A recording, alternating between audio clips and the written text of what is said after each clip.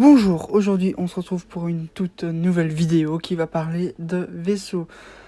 Sauf que, contrairement à ce que j'ai fait jusque maintenant, c'est-à-dire des vaisseaux de rebelles ou de l'Empire, et ben aujourd'hui je vais faire des vaisseaux de la République et des séparatistes un peu. Et le premier vaisseau sera l'Acclamator. Vous l'avez sûrement vu dans le titre et vous l'avez sûrement vu sur la miniature. Donc je vous apprends rien de nouveau, mais je suis vraiment très content de faire cette vidéo aussi. Parce que vous allez le voir, mais elle sera jumelle avec une vidéo en fait Armada, où je vais expliquer le vaisseau et comment je jouer, l'utiliser. Bon, peut-être que mes conseils sont pas ouf, mais au moins vous pourrez l'analyser par vous-même également et me dire si vous n'êtes pas d'accord avec moi. Bref, je suis très content, voilà, et je pense qu'on peut commencer la vidéo, et il est donc temps pour moi de vous dire générique.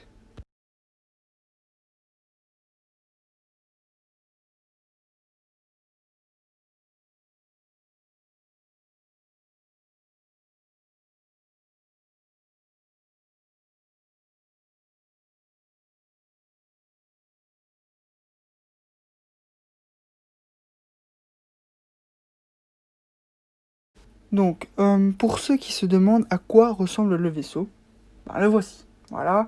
Euh, Comme ça, vous voyez à quoi il ressemble. Donc, la première chose qu'on constate, c'est la forme triangulaire, bien entendu. Bon, je suppose que vous le savez bien, mais la forme triangulaire est aussi très utilisée dans l'Empire. Et donc, ben, c'est pas une grande surprise. En fait, c'est un peu le précurseur des vaisseaux impériaux. Et moi, je trouve ça chouette qu'ils ont fait un peu une logique comme ça et qu'ils ont donc fait en sorte que ce soit un vaisseau qui soit cohérent, on va dire, dans l'histoire.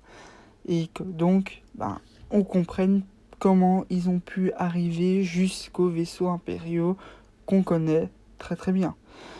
Et c'est important pour moi, voilà, c'est important, et c'est ce que j'aime bien dans Star Wars, qui est des cohérences et des clins d'œil à avant et après. Et donc, le voici, le fameux Acclamator, sous la peinture républicaine. Parce que, bien entendu, la grande différence, c'est que c'est un vaisseau républicain. On contraste avec l'Empire, bien entendu. Alors, je sais pas vous, mais moi, je le trouve magnifique. Il est tout simplement sublime et on le voit pas très bien, mais derrière également, il a une gueule de malade, quoi. Il est magnifique, quoi. Ben d'ailleurs, justement, voilà une image de derrière, comme ça on voit. Bon, il y a peut-être le côté, hop, ligne droite qui tranche un peu, mais les réacteurs sont tout simplement sublimes. Il y en a 4, bon, pas beaucoup du coup, surtout comparé à un destroyer stellaire impérial, mais ce n'est pas grave, et ce que j'aime bien, c'est la genre de queue, si on peut appeler ça comme ça, qui est assez fascinante. Et contrairement au Venator aussi, il ne possède qu'un seul pont. Parce que le Venator, vous le verrez probablement plus tard, n'a pas du tout ça comme gueule. En fait, il a un double pont, quoi, sur le dessus. Il a toujours la forme triangulaire, mais rien à voir avec ce qu'on connaît ici et maintenant. Alors bon, d'où est-ce qu'on peut le connaître? Eh ben forcément déjà de la série Clone Wars. Mais ça me paraît assez évident. Donc voilà. Mais aussi de l'attaque des clones. En fait, contrairement à ce que beaucoup de gens pensent, dans l'attaque des clones, il n'y a pas un seul Venator. Ce n'est en effet que des acclamators qu'on voit. Tout le temps.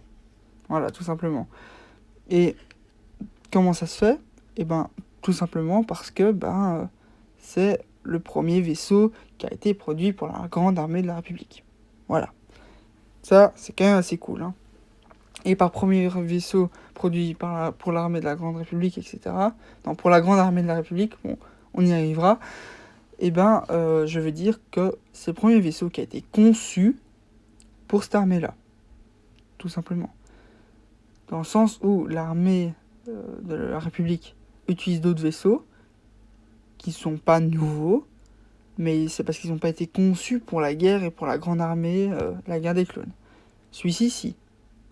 Il a été fait pour l'armée. Voilà, tout simplement. C'est ça que je veux dire, en fait.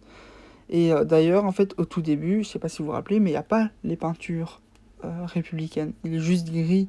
Et en fait, je pense que c'était une envie de George Lucas de montrer un peu le côté déjà impérial et laisser montrer en fait que la République sera l'Empire plus tard dans l'histoire.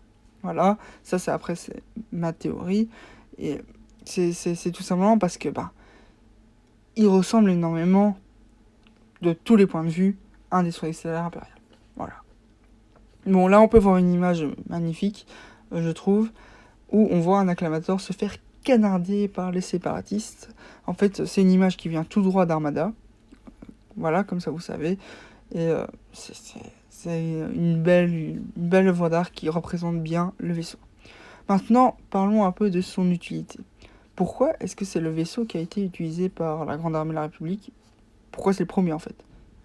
Qu'est-ce qu'il a de si particulier comme vaisseau?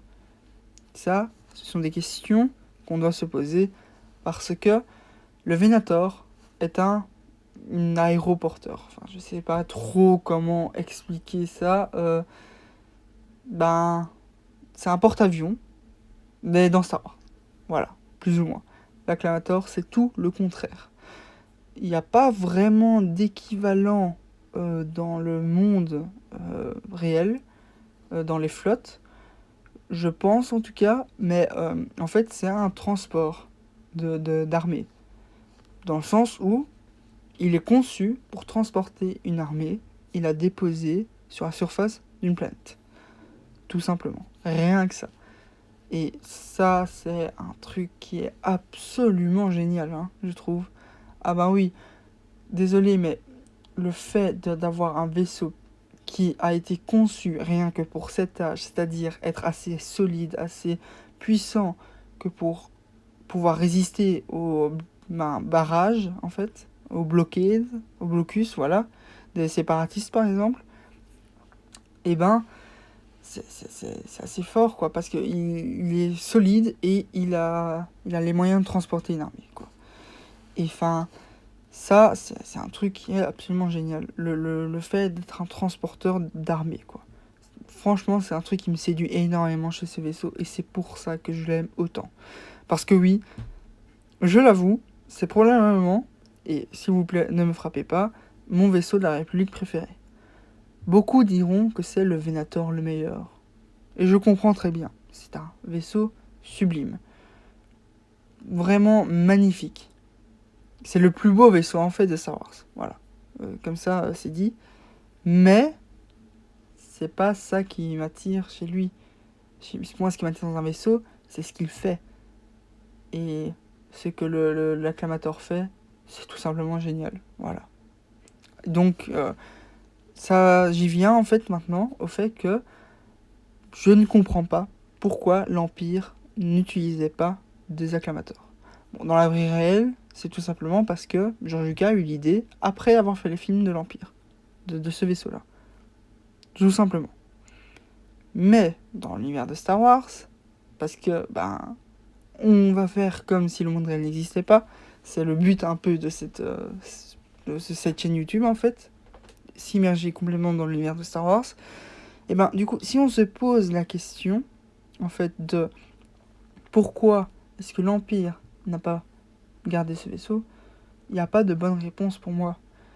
C'est un vaisseau qui est certes assez grand, mais ça c'est parce qu'il pose problème chez l'Empire, et certes pas fait pour le combat spatial, pas spécialement fait pour le combat spatial, mais ça reste un vaisseau qui est très important, qui est sublime et qui est tout à fait pratique dans sa tâche.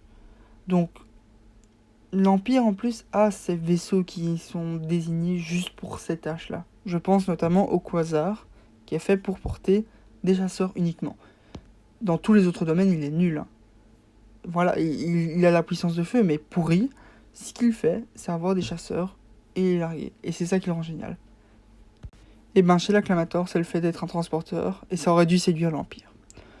Ensuite, voilà encore en fait des images de l'attaque des clones, où on voit deux acclamators. Un qui a atterri pour lâcher des clones, l'autre qui est encore en train de voler dans l'air.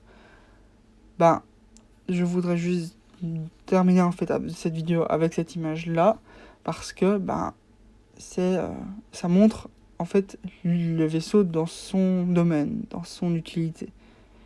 Il est génial. Et en fait aussi, comme le Venator, on peut le voir sur cette image, la partie au milieu rouge s'ouvre pour laisser des chasseurs, enfin, ou autre chose s'envoler. Donc, même si c'est pas fait pour, il sait quand même transporter des chasseurs. Si je vous dis que ce vaisseau est génial, j'invente rien, hein, c'est vrai. Après, peut-être que vous n'êtes pas autant séduit que moi, et il n'y a rien de mal avec ça. Bon ben, voilà que cette vidéo touche déjà à sa fin. Je tiens à vous remercier d'avoir regardé cette vidéo jusqu'au bout. Si vous aimez mes vidéos, n'hésitez pas à vous abonner et à lâcher un pouce bleu, ça me fait toujours plaisir. Et mercredi, je vais sortir la vidéo spéciale Armada pour ce vaisseau. Regardez-la si vous êtes intéressé. Même si vous jouez pas Armada, hein, ça peut toujours vous intéresser de voir le vaisseau dans sa forme pratique. Encore merci. Que la force soit avec vous. À jamais.